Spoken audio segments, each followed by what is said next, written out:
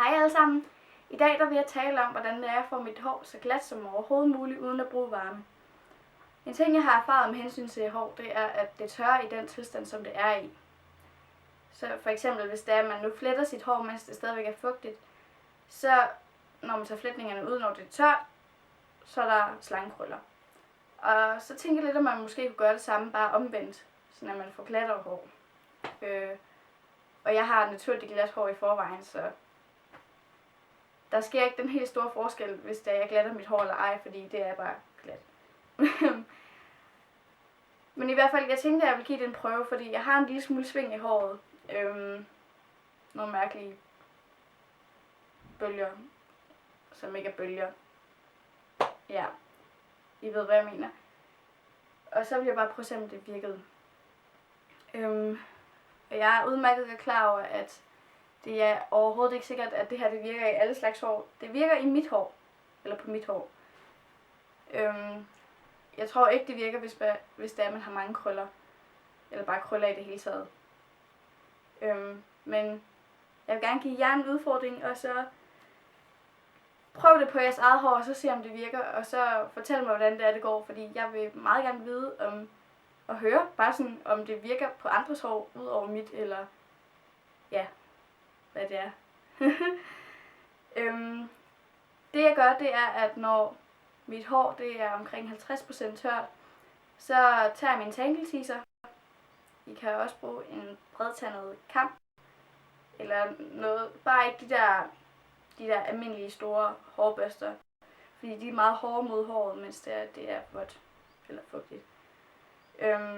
Så et eller andet hårvenligt, når det er fugtigt. En tangle teaser er jo egnet til fugtigt og vådt hår, selvom det bliver ikke brugt så ofte til det, fordi det gider ikke. Men i hvert fald. Og så redder jeg lige mit hår igennem, bare lige så det bliver helt glat, hvilket det ikke tager så lang tid før. Og så når det er 75% tørt, så gør jeg det igen.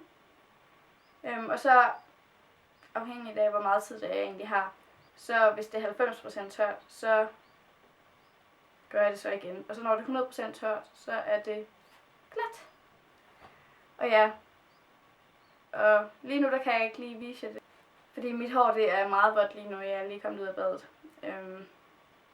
Så ja, jeg kommer tilbage, når mit hår det er 50% tørt, så viser jeg, hvordan jeg gør. Hej igen. Nu er mit hår cirka 50% tørt, så nu vil jeg bade det igennem første gang. Og det her det er min tangle teaser. Det er lyserød.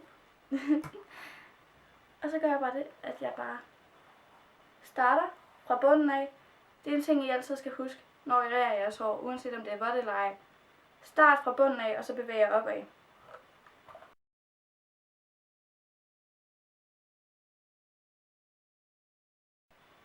Så. Og jeg kommer så tilbage igen, når det er 75% tørt. Hej igen. Nu er det cirka 75% tørt. Og det kan man sådan kende ved, at ja, det begynder at mærkes og se rimelig tørt ud. Men det er stadigvæk lidt fugtigt.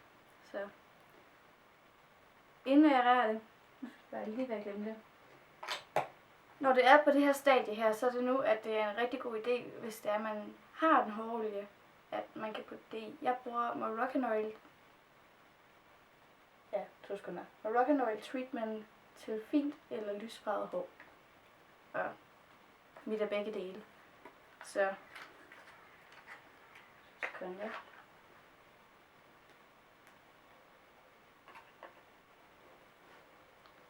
En dråbe af det. Og det er fint. Man kan se, at man skal virkelig ikke bruge særlig meget. Ned mellem hænderne. Og så bare del det. Med fokus på enderne, fordi det er der er spalter, hvis det er. Det begynder at spalte lidt. Jeg skal heldigvis også snart klippes. Jeg har lige bestilt tid. Det er dejligt.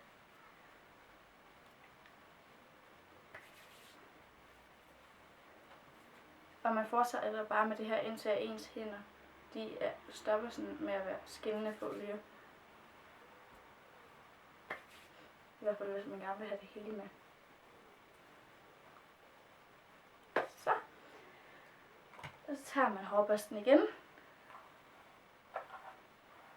Og så redder det. Ræger det. Jeg ved ikke, hvordan siger det? Redder. Ræger. Friserer.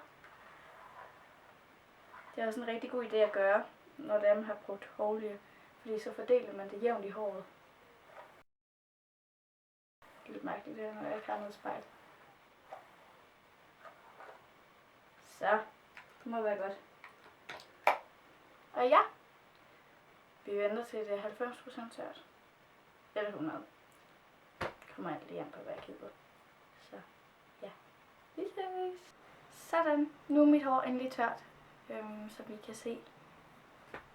Og det er klatrer. Og ja. Som jeg sagde før. Prøv det ud. Og fortæl mig, hvordan det går. Om det virker på jeres hår. Ja. Hej hej.